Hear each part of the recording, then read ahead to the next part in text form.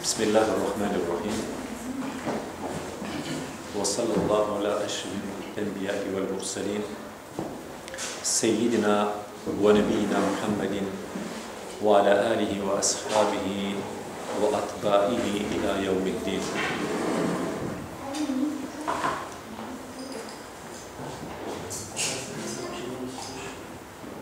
Днес с позволението на Аллах Субхану ва Тааля ще засегна една актуална тема на нашето съвремие, която касае не само нас, мюсюлманите, а като цяло и световната общественост.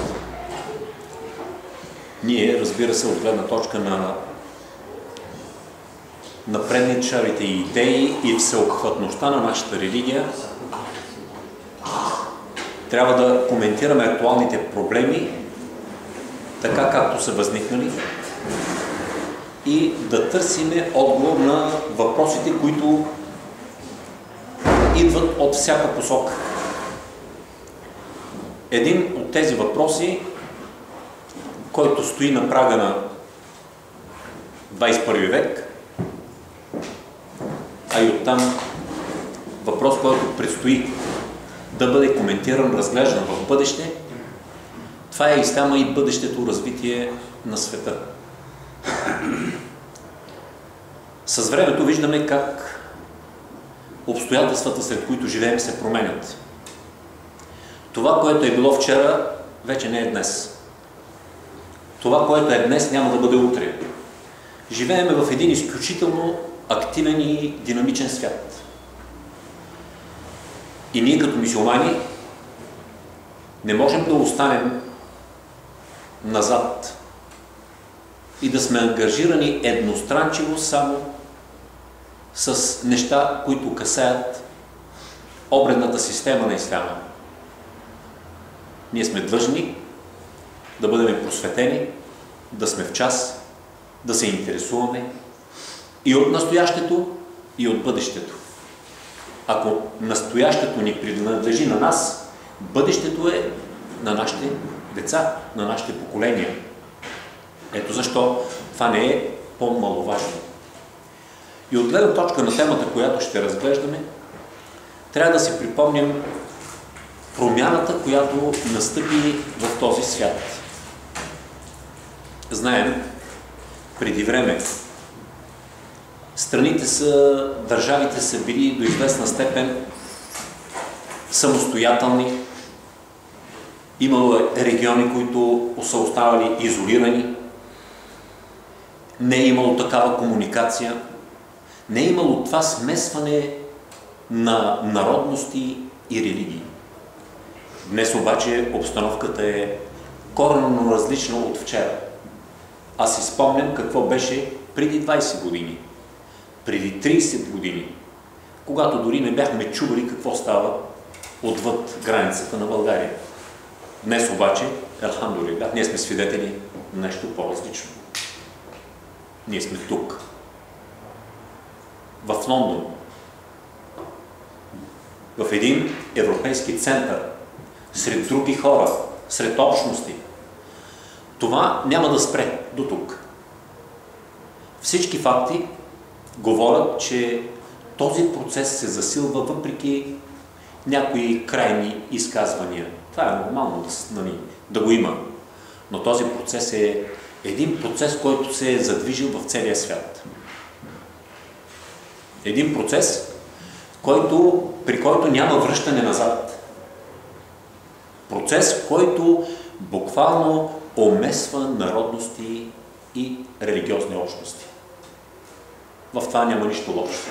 Въпросът е обаче, за да можем в този процес ние да играем нашата роля, да имаме нашата роля като представители на исляма, ние много добре трябва да знаем нашето място и какво ни очаква и как можем да участваме в този процес. Това е валидно за всички. В този процес ще се чуят различни мнения и гледища. Това не означава, че всички ще бъдат валидни и актуални. Но нито ще спрат процеса, нито ще му повлияят, ако те са различни от това, което се случва. В миналото, понеже споменах, е имало едно по-голямо разграничение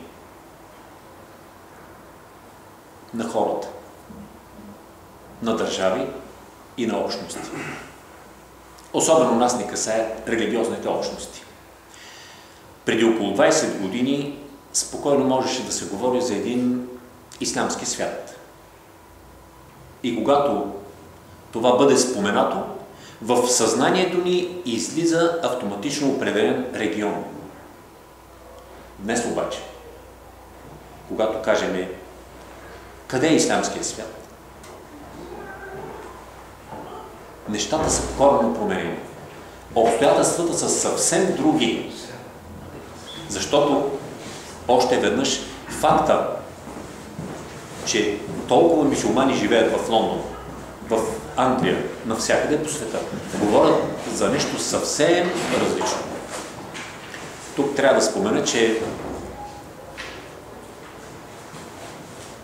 1/3 от мюсюлманите по света вече са в така наречения неислямски свят.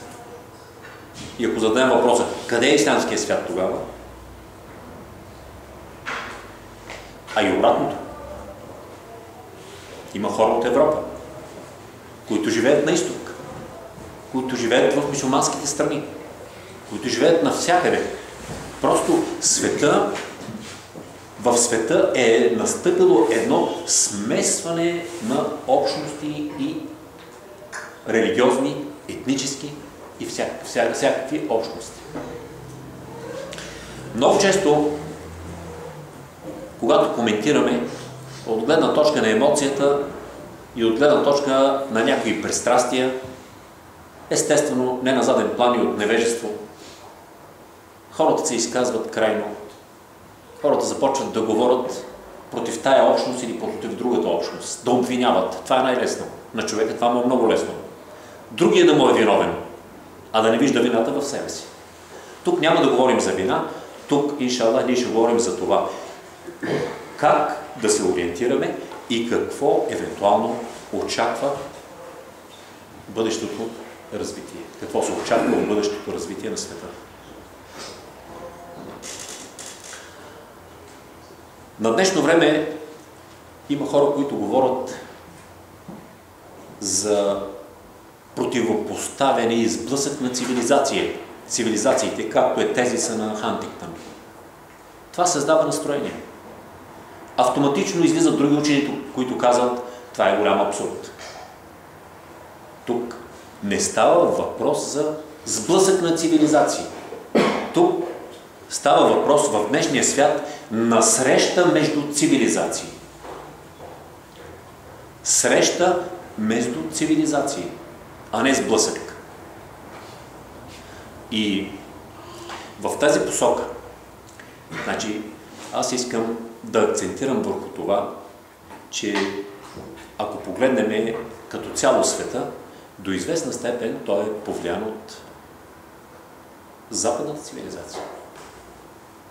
Като мюсюлмани би могло да се зададе въпрос в ислямските страни, така наречени, където живеят мюсюлманите. Къде е ислямската култура? Къде е ислямската цивилизация? Отговорът ще бъде еднозначен, че надделява западната цивилизация. И това е факт. Това е до всеки дом. Това не означава, ако ли не, вижте, западната цивилизация въздейства върху исляма, променя мюсюлманите и ще ги провали. Не, тук не става въпрос за такъв проблем. Защото исляма е широко скроена религия. Широко скроена в смисъл такъв. Всички ние много добре знаем, че Корана и исляма като религия, те са за всяко време и за всяко място. Това е уникалното. За всяко време и за всяко място. Това не означава, че априори приемаме всичко либерално от Запада. Изобщо не става въпрос за това. А става въпрос за следното. Като цяло, света започва да прилича на една цивилизация. Това е западната цивилизация. Навсякъде. Това не е валидно само за мюсюлманите. И не мюсюлманите от далечния изток. И от тук насетне трябва да кажем, че това не напълно удовлетворява хората. Не напълно ги удовлетворява. Защо? Защото приемлива и хубава и добра е тая цивилизация, която дава отговори на въпросите, която решава проблемите. Но виждаме, започва едно задъхване в западната цивилизация. Откъде идва това? Всеизвестна истина е, че особено през 18 и 19 век света се дистанцира от религията. Света навлезна в един етап от развитието, при който хората започваха да акцентират най-вече на способностите на разума, започнаха да акцентират на това, че те са способни да предложат едно прагматично общество, една прагматична цивилизация, която да даде благодат на човечеството. Причините няма да се спирам върху тях. И в този период се оформиха така в световен мащаб две основни течения. Едното основно течение, това е философското. Течението, нека да го кажем, на разума. Философията на живота. Да се търси. Другото течение, това е мистиката. Мистиката. Човек да се вглъбява и да търси, можем да го кажем, духовното. Едните, ако бих могъл така да се изразя, са се хванали за главата и казват, тя решава. Тя ще даде изход на всичко. Другите са се хванали за сърцето и казват, там е ориентиран. Човека обаче, Аллах не го е създал само с глава. И който е хванал главата и държи на нея и казва, това е човека, грешна посока. Който е казал сърцето, това е човека и оставя главата, и той е в грешна посока. Тук трябва да кажем, че исляма и религията, напътствието на Всевишния, който е посочил средния път или баланса между двете. Баланса между разума и сърцето. Баланса между прагматичното и духовното. Едно общество без такъв баланс е немислимо да съществува. Често използвам един пример и казвам общество, в което няма баланс между духовното и материалното, нека да го кажем и така, това общество представлява на самолет с едно крило. Не може да лети. Невъзможно е. Забелязваме на днешно време как учените от нашето съвремие, не мюсюлмани, забелязват тези проблеми и се опитват да се намесят с техните позиции и апелират за промяна. Апелират за промяна. Защо? Защото предвиждат какво ще се случи след години. Виждат в каква посока тръгват нещата. В тази връзка аз ще цитирам. Естествено, има много учени. Тези, които ще цитирам, това е един професор от Харвардския университет. Даниел Бел. Той е социолог. Занимава се точно с тази проблематика.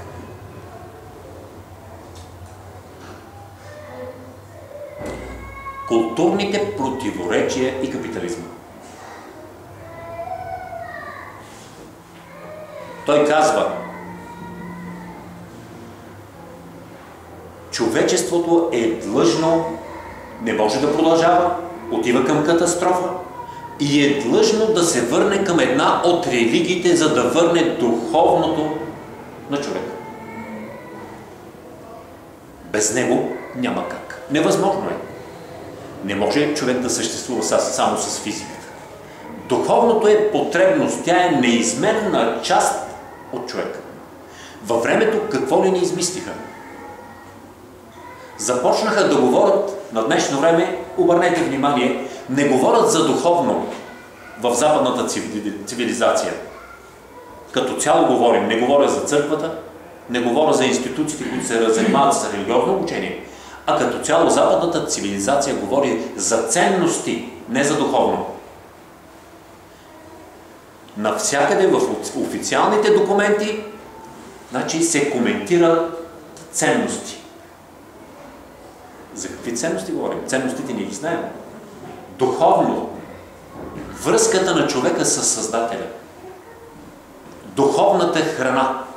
Това, което де-факто прави човека човек. Човека не е само от тяло, а и от дух. Този дух просто трябва да бъде подхранван. Не ли го подхранваш, той умира. И когато умира, се получава общество, което виждаме на днешно време. И за бъдеще, което се очаква, вследствие на това скъсване с духовното.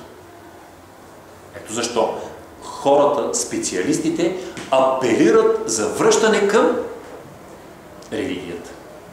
Учението, в което основата е вярата в Създателя.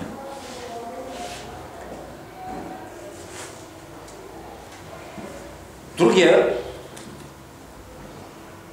от тези учени и критик на западната цивилизация, това е Уилям Фулс. Също пише в тази насока. И той казва, на Запада му предстои капитулиране по начина, по който комунизма капитулира.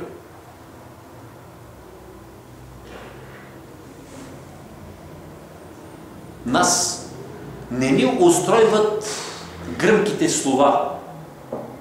Не ни устройват и не галят страстите ни. Няма смисъл от това. Напротив, това е един сигнал, че има проблем сред хората, в цивилизацията. И този проблем не е коментиран само от немюсюлманите. Този проблем е коментиран и от мюсюлманските учени на днешното време. Вижте, до преди тази капсулованост на мюсюлманската общност не й даваше възможност да има реална представа от света като цяло. Но това смесване на общностите доведе до там, защото множество мюсюлмани да живеят в центъра, да живеят, значи в окото на тази цивилизация. И тук вече възниква необходимостта тези хора да се адаптират, тези хора, значи, да извлекат най-полезното и да се реализират в тази цивилизация. Така са възникнали и съвременните ислямски учени в западното общество. Елхамдулилlah, наистина имаме много добри учени, много сериозни учени, които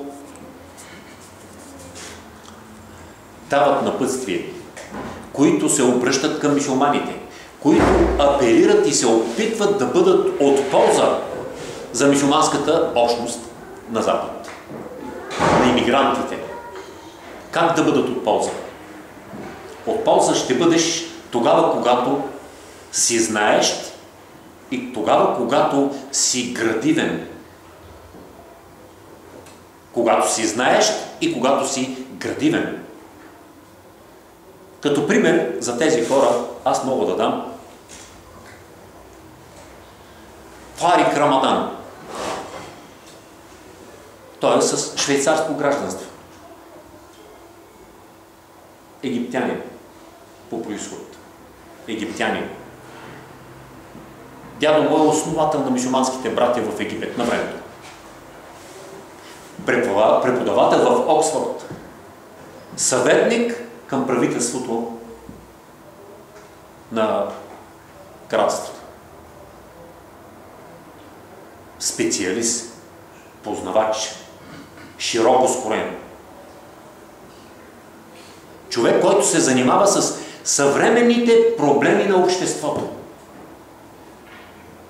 И тук ние често сме свикнали да виждаме нещата черно-бели. И повече от прибързаност или неподготвени да изказваме позиции и мнения, които са неподходящи или неподобаващи за един мюсюлманин или за мюсюлмани.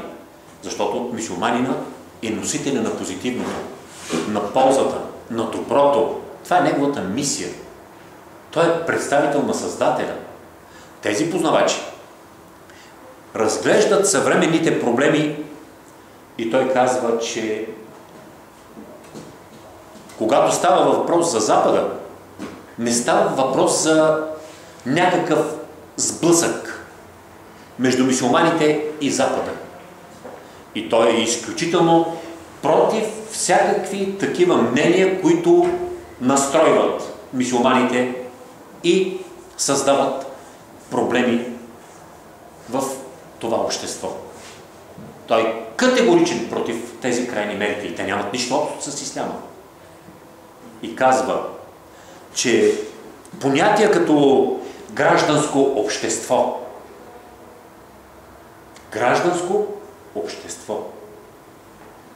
права на човека, правова държава, плурализъм, съвременни понятия, те, казва, не са само западни. Те са толкова и ислямски. Субханаллах. Абсолютно прав. Когато обаче ние живеем във време, през което сме отдалечени от така, как да го кажа, отдалечени сме от реалната представа за ислямското общество.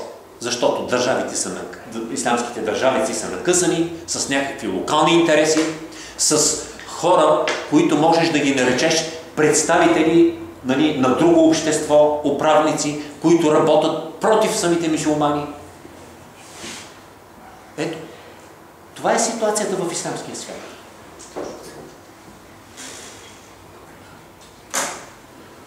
Тарик Рамадан казва, че мюсюлманите трябва да изхождат към развитието от гледна точка на основните принципи на самата религия. И тези принципи просто трябва да бъдат адаптирани към съвремието. Имаме достатъчна основа, ясна основа, точна основа за развитие от гледна точка на принципите на религията, от гледна точка на Корана.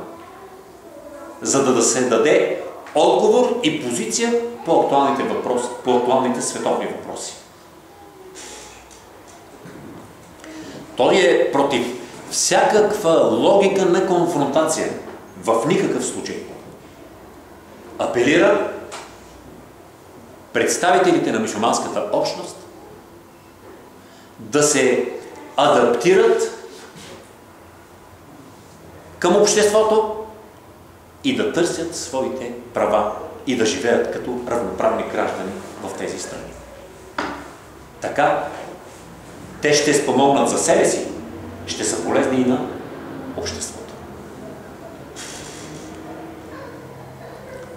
Той изключително много акцентира дори на политическите сили в тези страни, ислямски, да имат своя живот в плуралистичното общество и както го виждаме, че те по-добре се реализират тук, отколкото в така наречения ислямски свят от времето. Тук Тарик Рамадан е против нагласянето на исляма. Той е против нагласянето на мюсюлманите към всякакви либерални позиции на Запада. ние си имаме база и тя не противоречи на основните принципи на демокрацията, казва той. Ето защо в него ние виждаме един човек, който наистина е с поглед, добронамерен, човек, който може да бъде от полза не само за тези мюсюлмани, а те могат да бъдат двигател и за развитието на мюсюлманите и исляма и в така наречения исламски свят.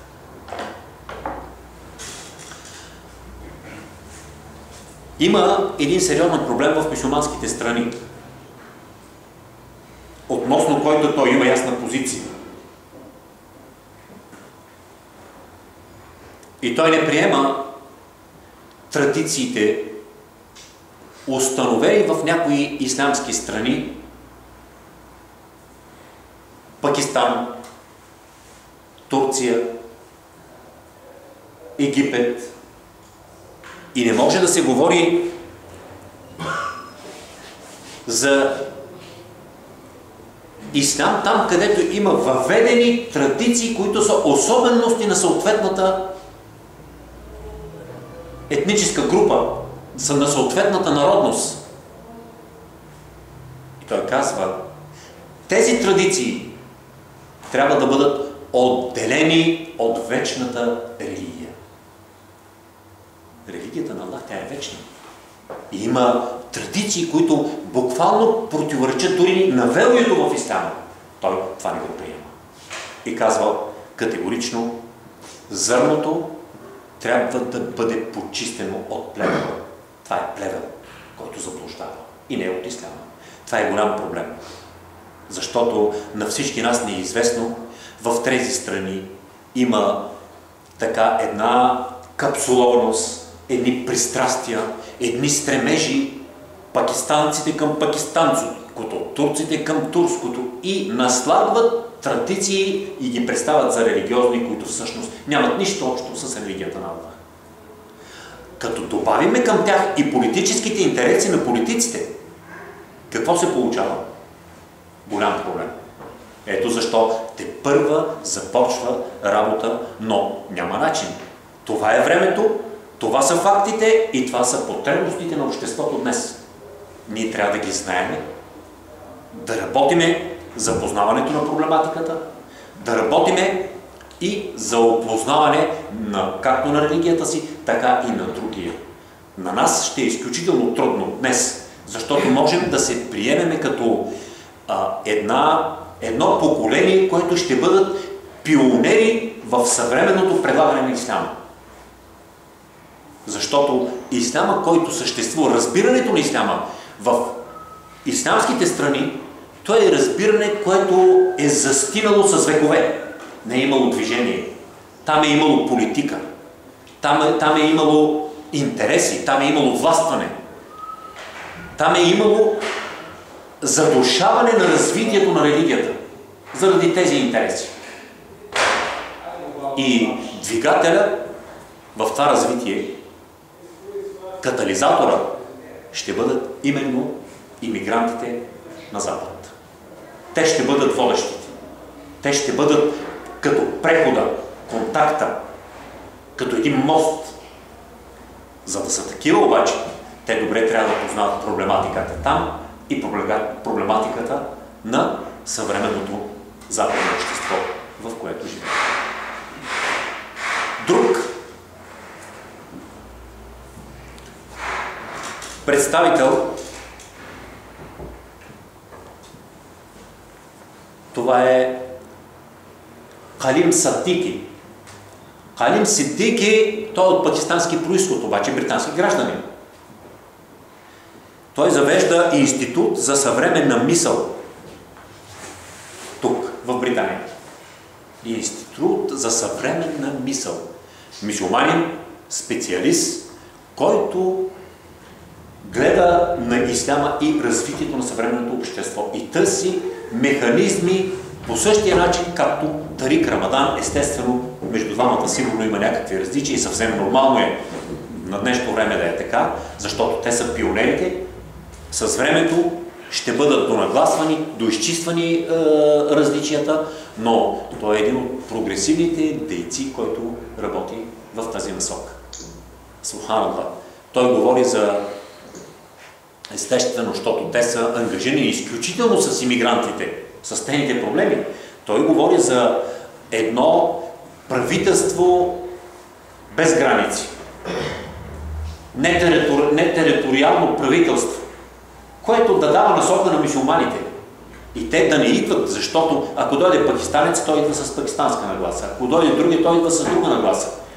И едно така подобно правителство, както и наричат в сянка, да дава наставление и да начертава пътя за развитие и поведение на мюсюлманите в тази цивилизация, в това общество.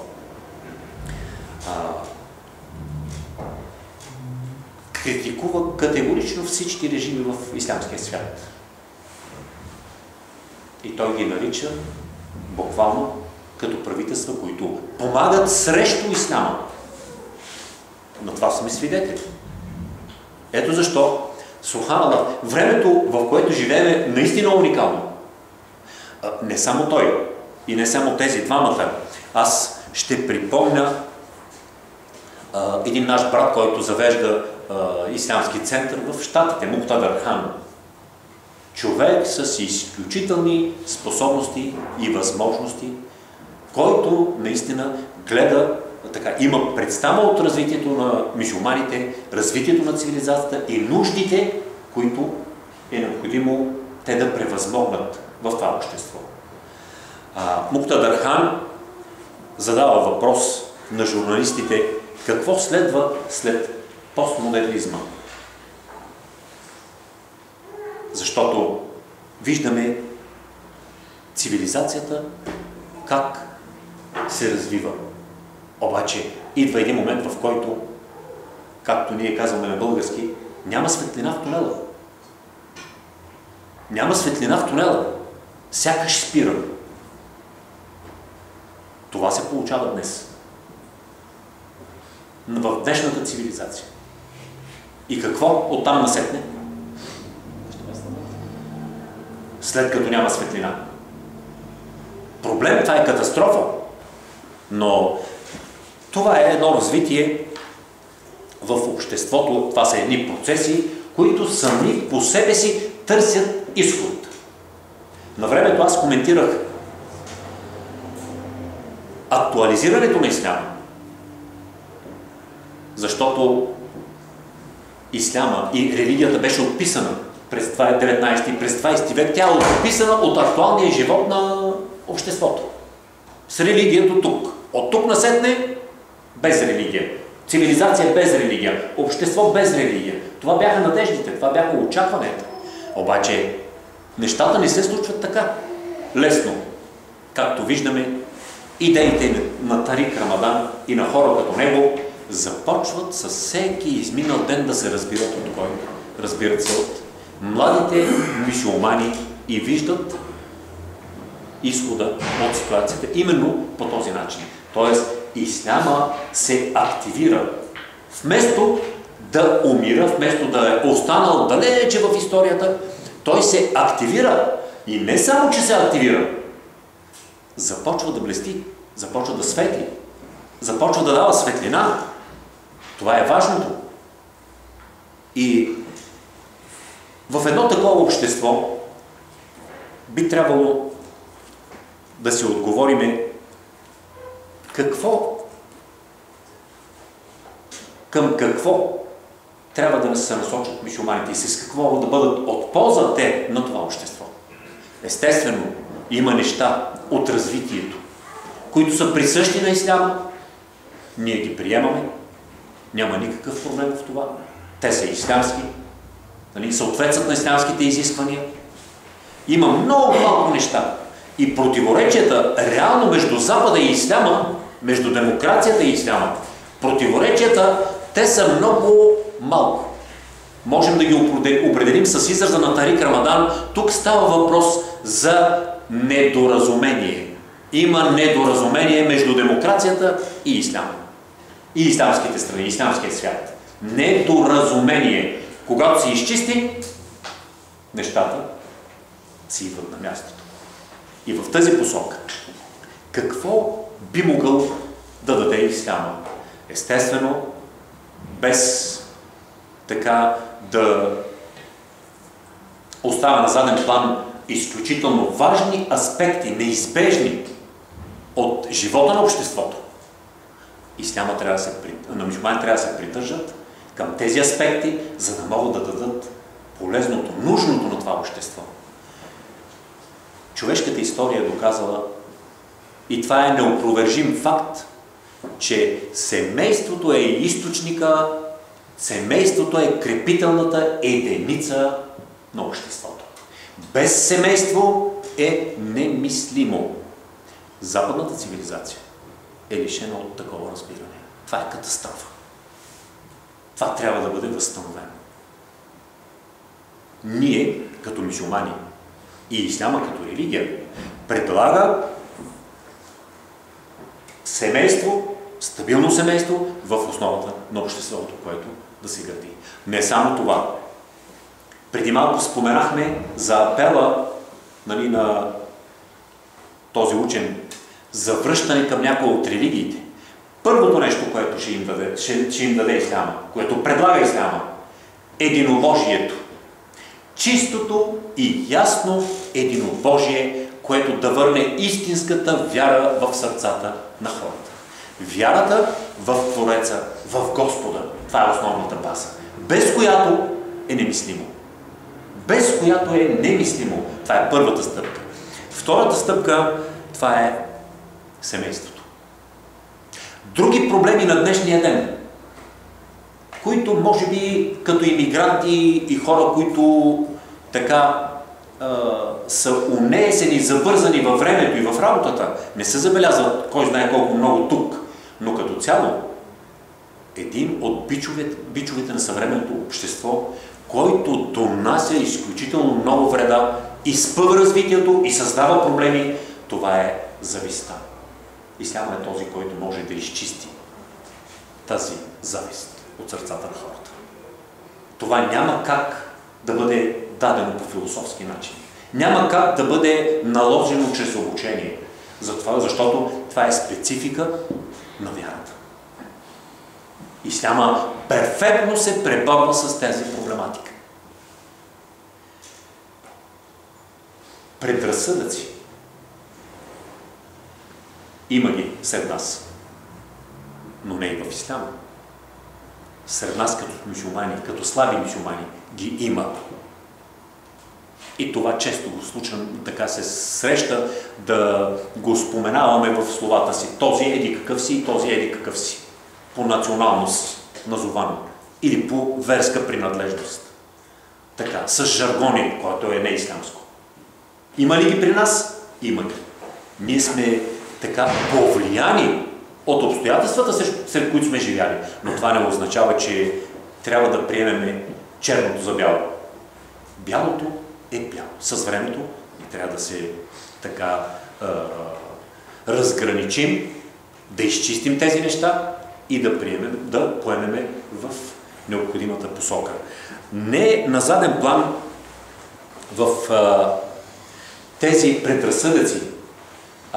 Представете си расизма, с който така добре се борят тук. Шовинизма. Национализма.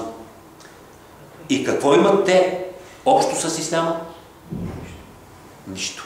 Исляма е ясен и категоричен бич срещу тези злини, които буквално водят хората до противопоставяне и до сблъсъци. Исляма това ще даде. Има нещо важно.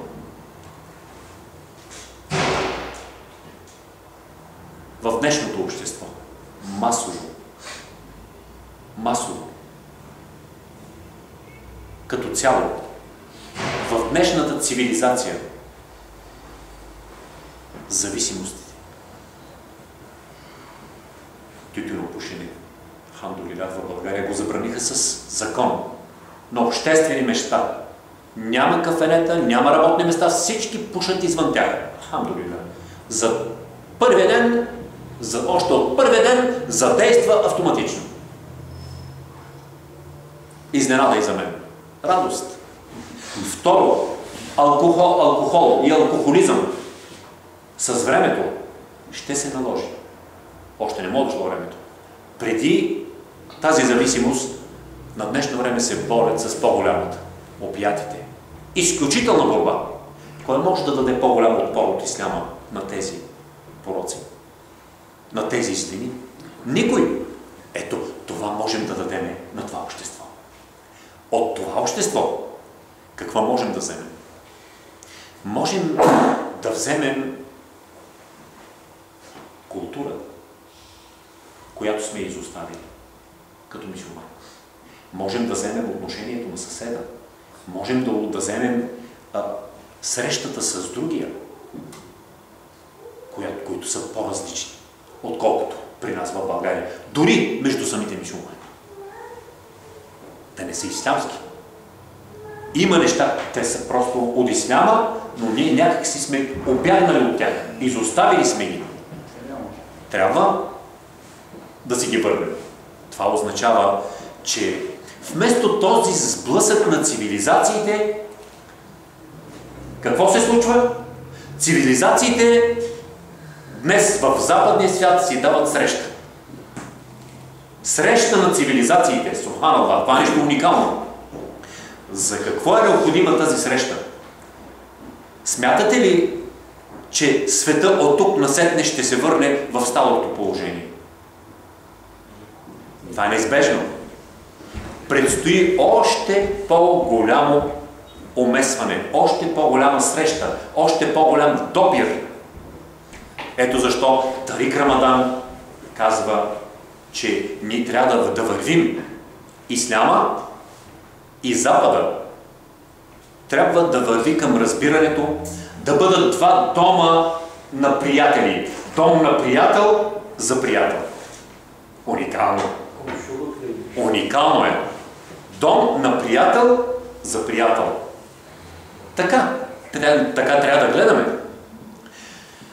Това е така, защото хода на развитието просто той е факт.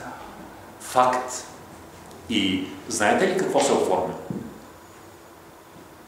Ако това не се случи, а няма как да не се случи, това е неизбежно, идва катастрофа. Но тук предстои така, ние сме на прага на образуването на една нова цивилизация. На прага на образуването на една нова цивилизация. Кой ще бъде фактор, кой ще поставя основите на тази нова цивилизация? Представителите на мюсюлманската общност в тези страни. Това е. Не, значи в случая трябва да кажем, че истината или това, което трябва да се случи, то се случва по два пътя. Единият път чрез търсене и другия път щеш не щеш. Живота те принуждава, нямаш избор. Живота го налага, ти не можеш, няма как да бягаш.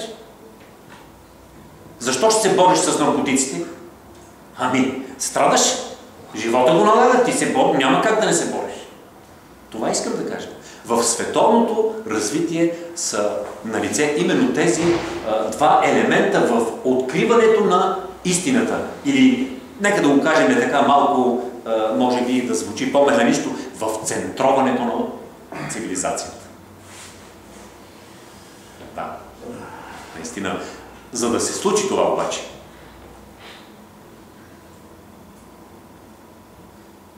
вярвате ли, че това може да стане от хора, които знаят елиф Б и броят до 5?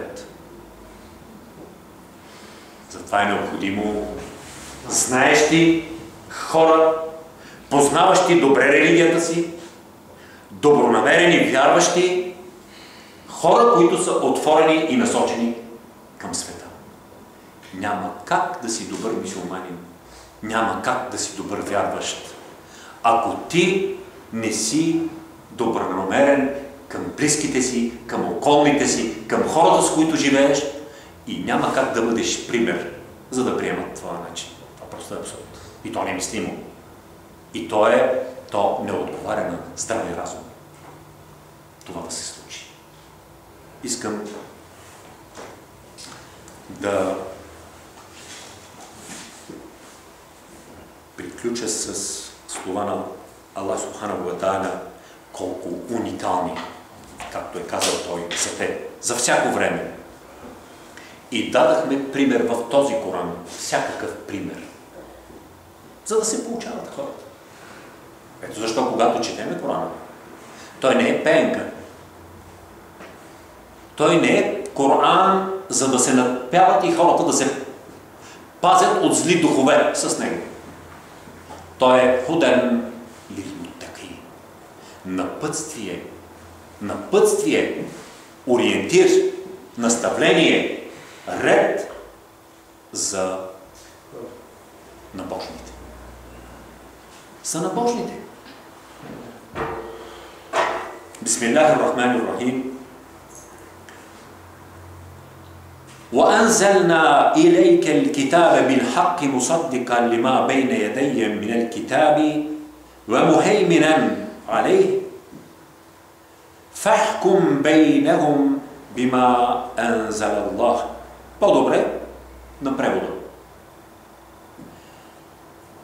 И ти ни спослахме Корана с истината, за да потвърди писанията преди него и да бъде техен свидетел. Какъв свидетел? За истината. Той свидетелства за истината. И отсъжда помежду им според това, което Аллах е ни спослал. И не следвай страстите им вместо истината. Няма как. Истината е истина. От истината откажеш ли се, отиваш в заблуда. В истината, която си получил, за всеки от вас сторихме закон и път. И ако желаеше Аллах, щеше да ви стори една общност. Стига да е пожелал. Щеше да са само вярващи. И една. Но Аллах не е пожелал това. Пожелал другото, това, което е факт. Но така стори, за да ви изпита в онова, което ви е дарил. Субханаллах. Уникални са аятите на Аллах. За да ви изпита в онова, което ви е дарил. Нека още веднъж да припомня, че противоречията, които ние забелязваме на днешно време между така наречени ислям, противоречията между исляма, така, които се визират, и Запада, те не са, и демокрацията, има предвид, нали, Запада, демокрацията, те не са противоречия. Те са недоразумения. Тези недоразумения ги има и помежду нас. Единия разбира едно, другия разбира друго. И кавгата е готова. Забележете. Много е важно, когато един човек коментира дадено нещо, да каже какво влага в него. Какво разбира той под това. Защото голяма част от хората на днешно време казват: демокрацията и исляма съвместими ли са? Същността на истинската демокрация, реалната демокрация, тя е в Корана. Ето. Защо от Запад казват Корана и Запада? Защото ние много добре знаем, че има хора, крайни, радикални, хора, които се прикриват зад Корана. Нямат нищо общо с религията. Прикриват своите страсти и сеят разруха и развала. Подтикнати от сатаната и високомерието при тях. Когато обаче ние сядаме, когато дискутираме, когато на масата са изтока и запада, когато този дебат се превърне в обществен и колкото повече се превръща в обществен, тези крайности се стопяват и изчезват. Това е най-големия стоп и механизма, по който може да се сложи край на нередното.